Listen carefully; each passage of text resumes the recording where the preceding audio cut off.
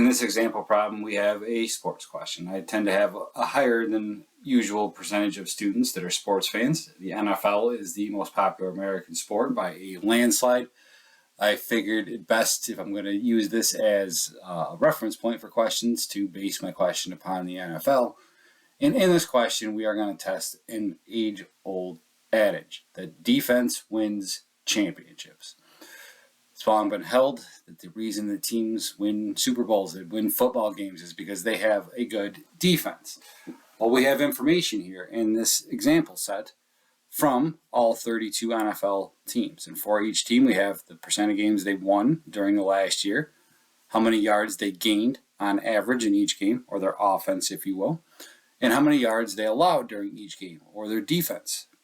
And with that, we are going to make some predictor equations. We're going to make some regression equations that predict a win percentage based upon a team's level of offense, and then later their level of defense, and then lastly we're going to make a third regression equation that uses both. So let's go through in this case and start knocking out some numbers.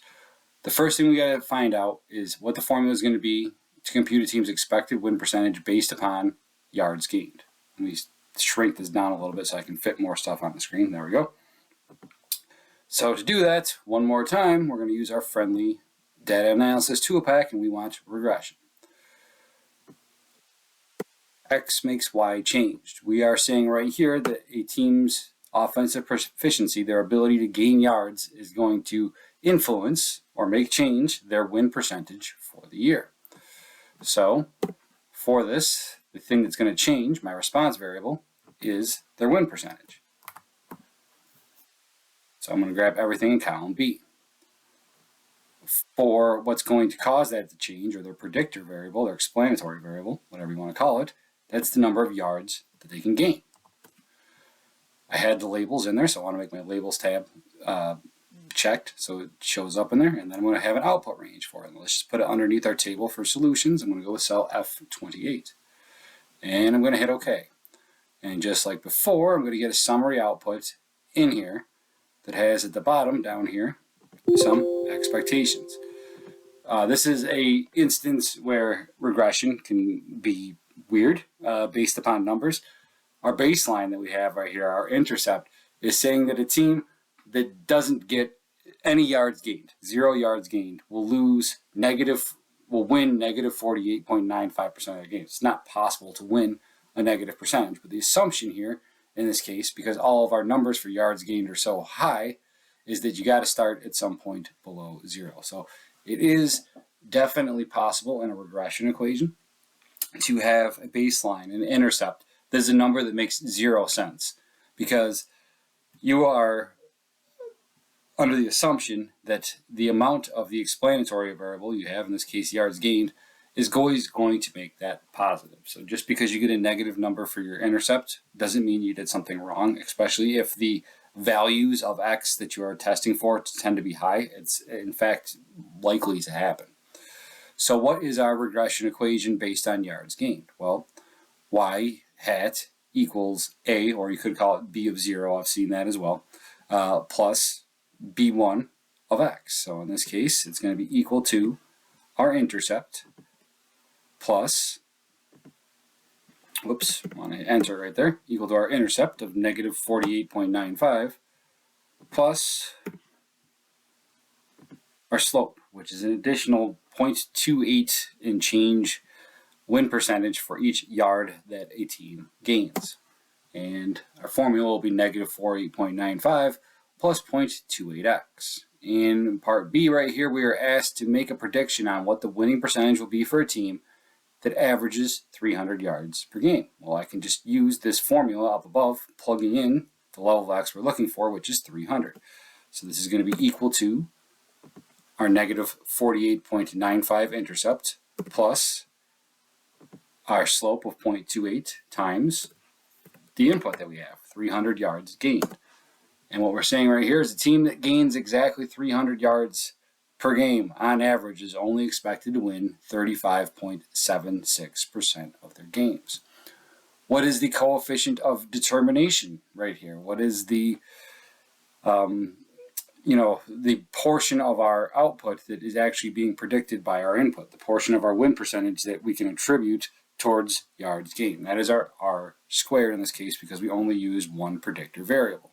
So that's going to be equal to this 0.2115. A little over 21% of the change that we have in win percentage can be explained by the change that we had in yards gained.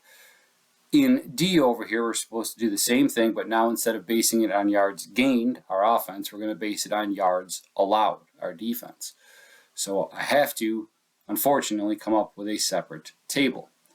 I'm going to go back to the data analysis toolpack. I'm going to open up regression a second time. And I still want my Y range, my output, to be win percentage, but now I'm not doing regression for how many yards they gained. I'm doing regression for how many yards they've allowed. So now I want the X range to be everything in column D. I still got the labels in there, so let's leave that check out. I want to make an output range over here that's going to put it in a spot below my existing table because I don't want to overwrite it. I just want to have it underneath. So let's pick cell F47 for lack of a better space. And I'm going to hit OK. And now, based upon our inputs that we put into the regression equation, what we're saying now is that a team that doesn't allow any yards, good luck on that one, is expected to win 94.5% of its games. But for each yard that team allows, its expected win percentage on the season decreases by about 0.12%. Well, we can still apply that same concept that we had up above to a regression equation because it's always equal to the intercept plus the coefficient or the slope for your explanatory variable. So down here, our second table tells us that's negative 0.12. And I have this set up to round off to the nearest 100th of a percent, but if you wanted to increase the decimal, you can see that they're all definitely still in there.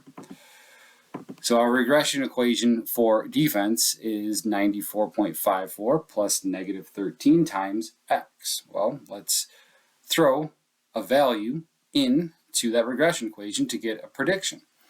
For E, we are predicting the expected winning percentage for a team that averages 300 yards allowed. So I'm going to just fill in 300 for x in the equation that we just created in part D. 94.54 plus negative 13 if you round off times our x, which we're told is 300. And it comes up to 56.40. What is the coefficient of determination for that second regression equation? Well, going down, I see that here, since we only use one input variable, we just use yards allowed, our R squared is 0.027423 for the entire regression model that we just created. So that's this guy up here. And what we're saying in this instance is little under 3% of the change in winning percentage can actually be attributed to the level of yards that a defense allows. And for the first time in these Chapter 7 example problems, we have a truly terrible predictor. That is such a low number. I mean, 0.2115 for offense wasn't good, but 0.0274 is abysmal. So here we've got some pretty good information to say that defense is not a good predictor of winning percentage. But it doesn't mean that it doesn't count. We're predicting in that model, in our second one, only on yards allowed.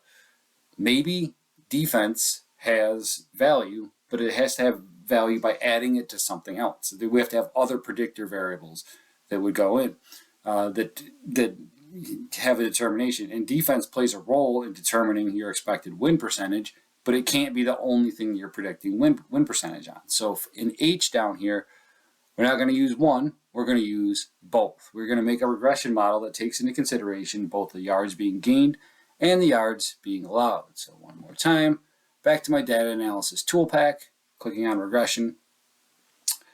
I still want my Y range to be win percentage, but now I want to take both of these predictor variables, these explanatory variables, into consideration. So I want the entirety of all the information in columns C and D. So it should be C1 to D33 I have the labels in there, so I made sure that's checked. And now I'm going to go down to the bottom of where I've been putting all of my summary outputs.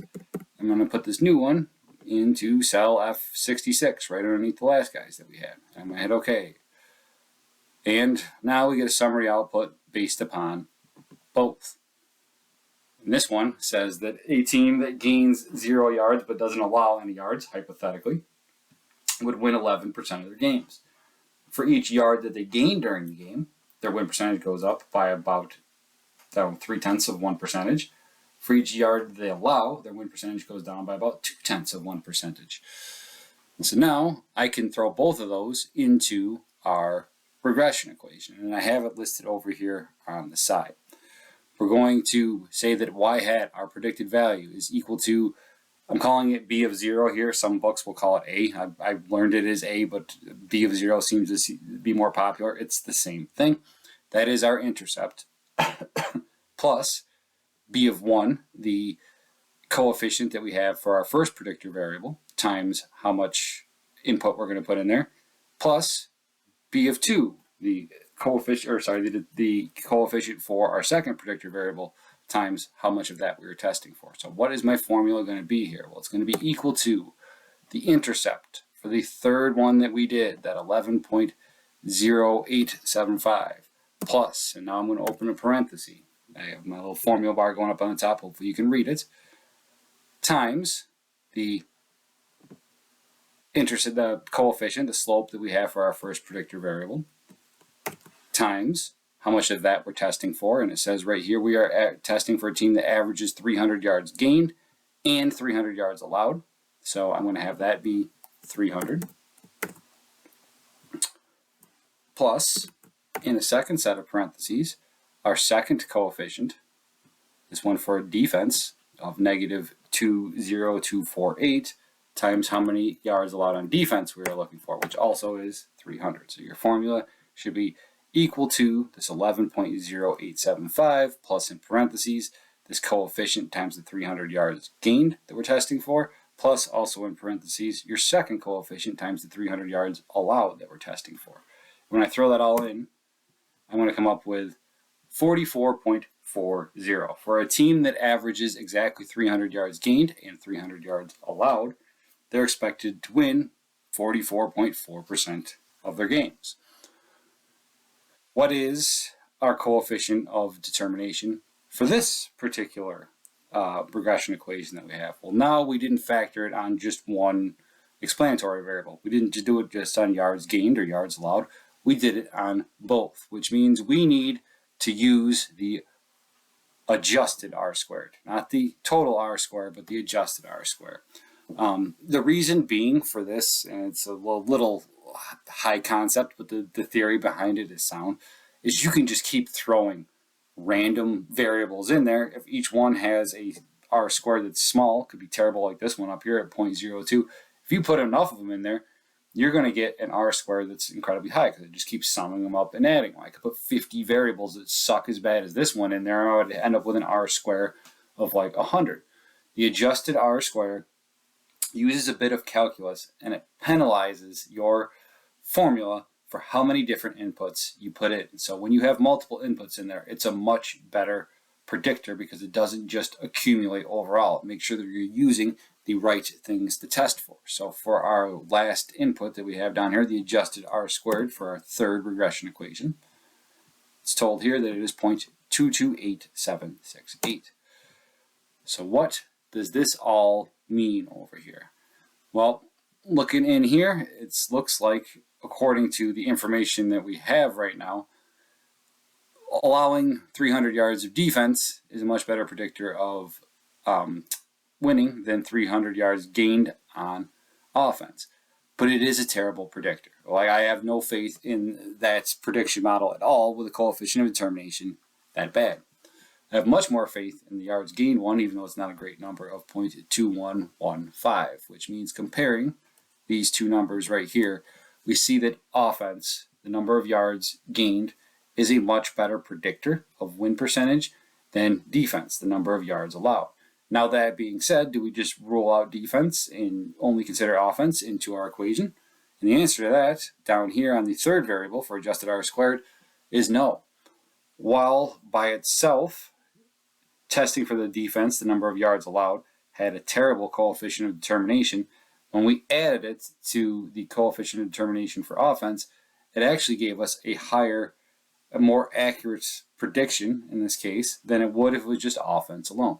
So defense matters. Does defense win championships? Not according to this model right here, but it plays a role. So all in all, if I had to put this into words, I would say that offense is a much better predictor of winning percentage than defense, but both should be taken into consideration when determining the expected success rate of your team.